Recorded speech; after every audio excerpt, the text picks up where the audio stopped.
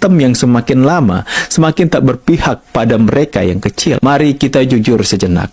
Bagi rakyat, gaji 3 juta sehari bukan sekedar angka. Itu adalah jurang-jurang lebar yang memisahkan penguasa dengan yang dikuasai. Sementara bagi banyak orang, 30-100 ribu sehari sudah menjadi pertarungan hidup dan mati. Ada yang berjualan gorengan sampai larut malam, hanya untuk bisa membeli beras 1 liter. Ada yang mengais sisa di pasar untuk sekedar menambal perut anak-anaknya. Ada yang rela kerja 2-3 pekerjaan dan tetap saja akhir bulan dompetnya kosong. Lalu kita disuguhi pemandangan orang-orang yang digaji dengan uang rakyat bukan sibuk menyusun solusi, tapi sibuk joget di layar kaca, berjoget di media sosial, berjoget di atas penderitaan rakyat. Apakah itu cerminan kepedulian? Apakah itu wajah yang pantas disebut wakil rakyat? Atau justru wajah hiburan yang menertawakan mereka yang harus menahan lapar sambil menonton layar HP yang retak? Dan lebih ironis lagi, ketika rakyat bersuara, ketika rakyat bertanya,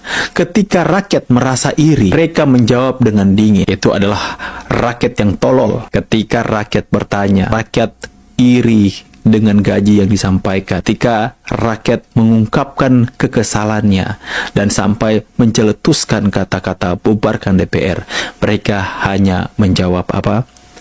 Itu adalah rakyat yang tolol. Seolah-olah rakyat ini tidak punya hak bicara. Padahal uang itu, setiap rupiahnya bersumber dari keringat rakyat juga. Bukankah tugas wakil rakyat adalah menahan malu di depan rakyat, bukan mempertontonkan kemewahan? Bukankah gaji besar seharusnya membuat mereka bekerja lebih keras, bukan bergoyang lebih sering? Bukankah semakin tinggi gaji, semakin dalam pula tanggung jawabnya? Tapi apa yang kita lihat hari ini? Yang tinggi bukan tanggung jawab, tapi arogansi. Yang besar bukan kepedulian, tapi jarak antara rakyat dengan para elitnya.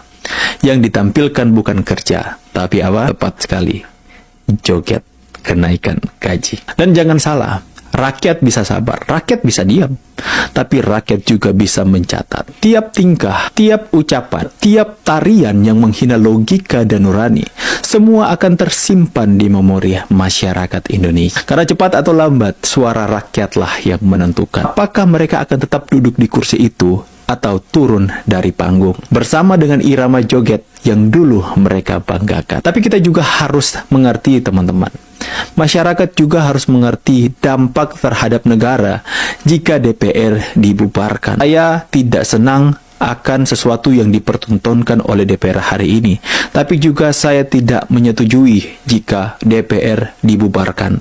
Karena bayangkan sebuah negara tanpa DPR. Di satu sisi, mungkin masyarakat yang kecewa akan merasa ada kelegaan, seolah satu sumber masalah hilang begitu saja.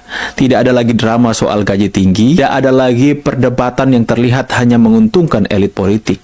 Pemerintah bisa bergerak cepat tanpa harus menunggu persetujuan panjang dari parlemen. Ya, keputusan bisa diambil dengan instan tanpa voting, tanpa sidang yang bertele-tele. Namun di sisi lain, dampaknya sangat serius. Negara kehilangan salah satu mekanisme check and balance. Presiden atau pemerintah pusat bisa menjadi terlalu kuat karena tidak ada lagi lembaga yang mengawasi, mengkritik, atau menahan kebijakan yang merugikan rakyat. Semua keputusan akan terpusat dan itu bisa mengarah pada otoritarianisme, teman-teman ya. Dari sisi hukum, banyak undang-undang yang seharusnya disusun bersama DPR akan mandek. Regulasi penting, mulai dari pendidikan, kesehatan, hingga ekonomi, tidak punya dasar hukum baru. Karena DPR adalah lembaga pembuat undang-undang.